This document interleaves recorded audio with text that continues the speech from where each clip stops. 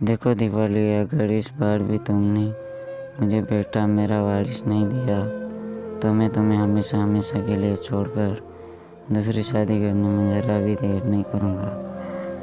अनिल का व्यवहार बहुत सख्त था। यह मेरे हाथ में तो नहीं है, यह सब तो ऊपर वाले की मर्जी है। दीपाली ने आंसुओं से भरी आंखों से अपने पति को देखते हुए बड़ी मासूमियत से कहा, मैं कुछ सुनना नहीं चाहता, बस यह मेरा आखिरी फैसला है।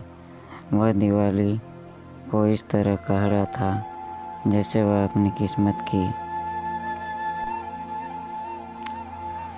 खुद मालिक हो।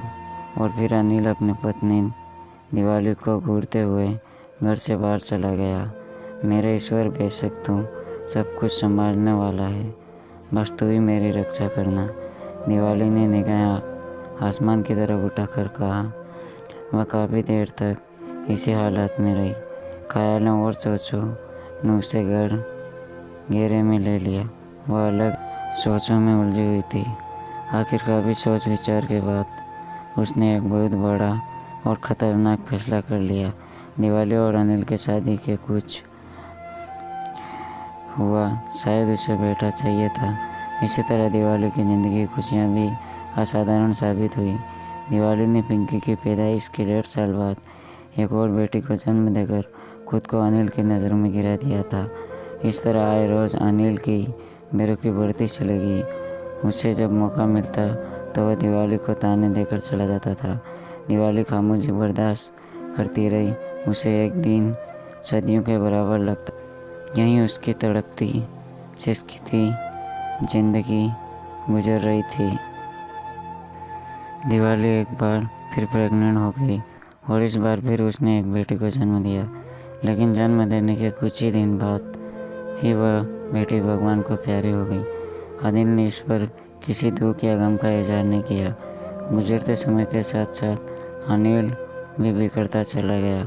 बात बात पर दीपाली से लड़ता और उस पर जुल्म करने लगता और ना उसे घर से बाहर जाने देता, जिसकी वजह से दीपाली का दिल हर समय आंसुओं के बोझ से भरा रहता था। इस तरह दिन ब दिन उसकी सेहत गिरती जा रही थी। पति की बेरुखी पर उसे दिल में बहुत अफसोस होता था और उदासी दीपाली पर हावी होती चली गई। वह हर समय अकेले में अपनी ज़िंदगी में खुशी ढूंढने लग जाती थी, लेकिन उसे अपनी ज़िंदगी में वीरानी नज़र आ रही थी। वह दर्दनाक ज़िंदगी गुजार रही थी। दीपाली अपने मासूम बच्चियों के साथ घुट घुट कर सहमे हुई ज़िंदगी गुजार रही थी। ज़िंदगी कभी रुकती नहीं, उसमें जिंदा रहने का हौसला बाकी था। वह जिंदा सिर्फ अपनी बच्चियों के खातिर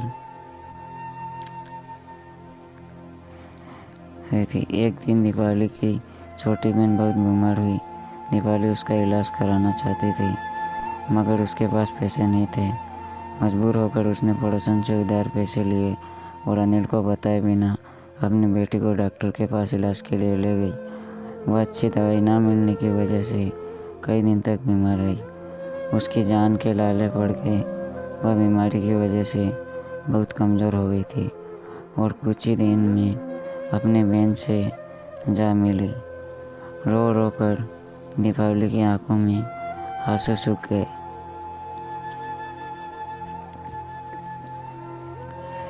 उसकी हालत अजीब सी हो गई थी।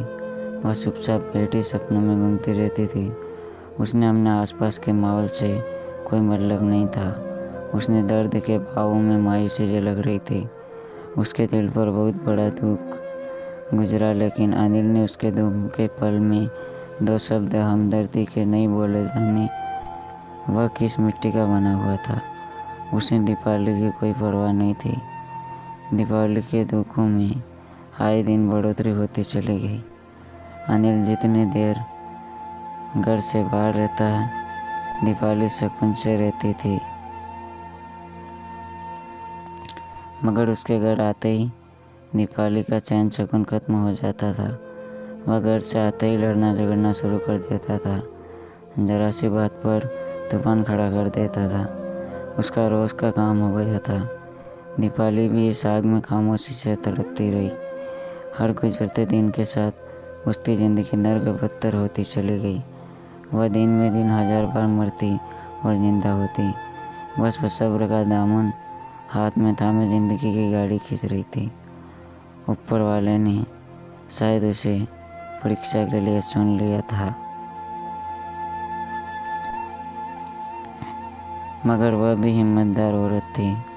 उसने कभी न कभी हिम्मत हारी, ना किस्मत से कभी शिकवा किया। दिन गुजरते रहे।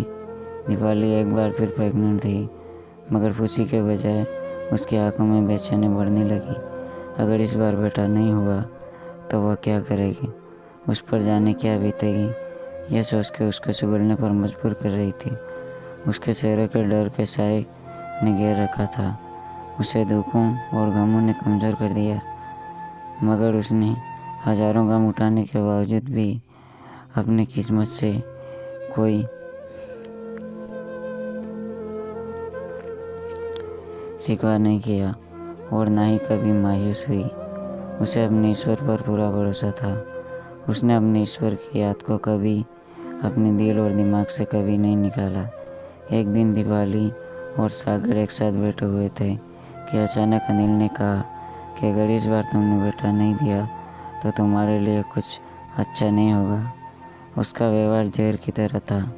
दीपावली काँप रही थी। सेमे हुई डरे हुए अंदाज में बोली, मैं कोई किस्मत के मालिक नहीं हूँ कि अपनी किस्मत खुद लिखूँ। तुमसे शादी करके मैंने दर्द अपना ली है।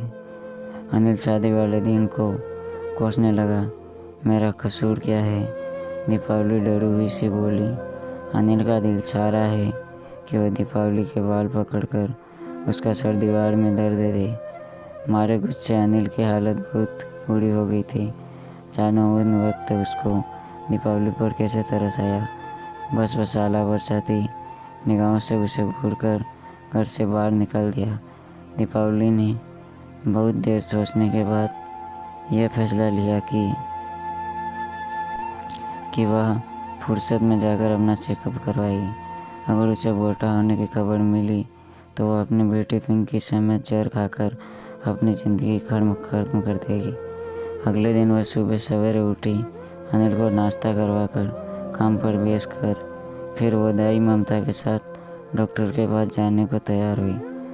वह दोनों रिक्शा के लिए खड़ी हुई थी और इम्तिहान से रिक्शा भी जल्दी मिल गया था। यह हकीकत है कि किस्मत में लिखे को कोई नहीं मिटा सकता। यह दीपावली की तकदीर की खराबी थी कि भगवान जाने अनिल को कैसे पता चला कि उसकी पत्नी ने उसे बगैर बताए उसके पीछे डॉक्टर के पास चली गई। यह खबर सुनते ही वह गुस्से में घर की तरफ आया। देखा तो सच में दीपावली घर में मौजूद नहीं थी। पिंकी अपनी सहेलियों के साथ आंगन में खेल रही थी।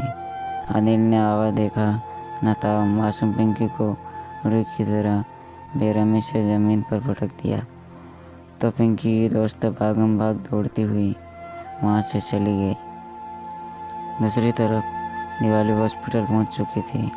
अल्ट्रासाउंड के बाद डॉक्टर ने उसे बेटे की खबर सुनाई थी तो उसे यूँ लगा कि जैसे उसके जिस्म नई रूह ने जन्म ले लिया हो। उसने सर उठाकर ऊपर की तरफ देखा और ऊपर वाले को धन्यवाद किया। वह खुशी में डूबी हुई दिल ही दिल में ऊपर वाले को धन्यवाद कर रही थी। उसके मुस्कुराए हुए चेहरे पर खुशियाँ बिखरती चली गई। उसकी खुशी की इंतहा न रही। खुशी के मारे उसके पाँव जमीन पर ही नहीं टिक रहे थे। मोहल्ले में मिठाई बांटने के लिए उसने लड्डू खरीदे। उसकी किसी खुशी का कोई ठिकाना नहीं था। वह सपनों की दुनिया में खुद को बहुत से लोगों के बीच महसूस कर रही थी। हर तरफ से शांति और आशीर्वाद की आवाज़ें उसके कानों में गूंज रही थी। उसके चेहरे पर खुशियों की झलक रही। वह खुशी से निहाल बेताब घर की तरफ चली आ रही थी। वापसी पर उसे ऐसा लग रहा था जैसे आसपास के सभी पेड़ पौधे बल्कि हर चीज़ उसके वापस आने का इंतज़ार कर रहे थे। ऊपर वाले ने उसकी ख्वाहिश पूरी कर दी थी। उसे ऐसा लग रहा था जैसे ये सारे रास्ते मुस्कुराहट से महक रहे हो। वह खुशी से घर आ रही थी।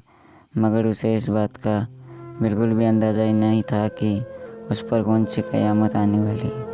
दीपावली अपने घर के अंदर पहुंची थी कि जैसे उस पर तो बातों और तानों का तूफान ही आ गया।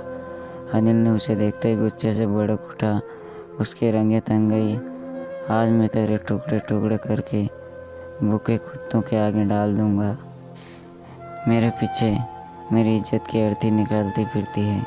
नीचे ऐश करने गई थी, अनिल ने खूंखार अंदाज में कहा और दिवाली पर झटपट पड़ा। उस समय शायद उसके दिमाग की कोई नस बहक गई थी। वह इंसान से शैतान बन गया था। उसने कहा और कितनी चोट लग रही थी। दीपावली किसी के आसमान का सीना चीर रही थी। वह शोर मचाती रही। उसकी चीखें सुनकर पड़ोस की कुछ औरतें उसके घर आ गई, मगर अनिल का सख्त व्यवहार देखकर वह दूर खड़ी तमाशा ही देखती रही। जब उसकी दर्द भरी आवाज़ ममता दाई ने सुनी तो वह दौड़ती हुई चली आई। बेटा, इस कदर बेदर्दी से मत मारो, इसे ये मर जाएगी। दाई ममता ने आगे बढ़कर दीपावली को बचाने की नाकाम कोशिश की। मर जाए तो बेहतर है, इस बला से छुटकारा तो मिल जाएगा। आज मैं इसके नीच का काम तमाम कर दूंगा। वह गुस्से से लाल पीला हो गया। और ऐसा ना कहो बेटा, यह तुम्हारी पत्नी नहीं, तुम्हारे होने वाले बेटे की माँ भी है। ममता दाई की बात सुनकर अनिल को जैसे बिजली का झटका सा लगा। तुम इतने शक्की क्यों हो? बगैर सोचे समझे बेचारी पर इल्ज़ाम लगा दिया।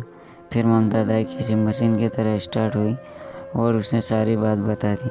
ममता दाई की यह आवाज़ सुनकर अनिल ने अपना सर पकड़ लिया और रोती हुई आवाज़ में कहा, हाय भगवान, यह मुझसे क्या हो गया? मुझे माफ़ कर देना।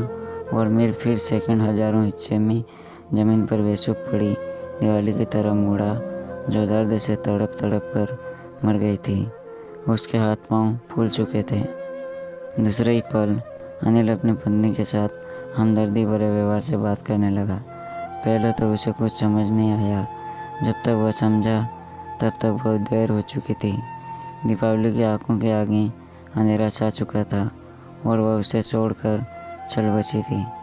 अनिल को यूँ लगा जैसे उसके दिल के टुकड़े टुकड़े हो गए हो। वह बहुत गम से रोता रहा। वह लगातार रोता रहा। उसकी हालत दीवानों जैसी हो गई थी। उसका एक एक पल तकलीफ से गुजर रहा था। वह अपनी बेटी पिंकी को सीने से लगाकर खूब रो रहा था। आज वह बेसब्री से अपने आंसू अंदर ही उतारता रहा। अपनी इस शक की आदत की वजह से ना सिर्फ उसने अपनी पत्नी को खोया था, बल्कि अपने बेटों को भी इस दुनिया से आने से पहले ही उसे अंदर ही कटोरी में उतार दिया था। इस हादसे के बाद उसको इतना गम पहुंचा कि वह आज जिंदा है तो है, मगर जैसे जीते जी एक जिंदा लाश है। तो दोस्तों, आपको कैसी लगी ये कहानी कमेंट में लिखकर ज़रूर बताएं और हमारे चैनल पर नए हो तो सब्सक्राइब करें ताकि आगे आने वाले वीडियो की नोटिफिकेशन आपको तुरंत मिले। धन्यवाद।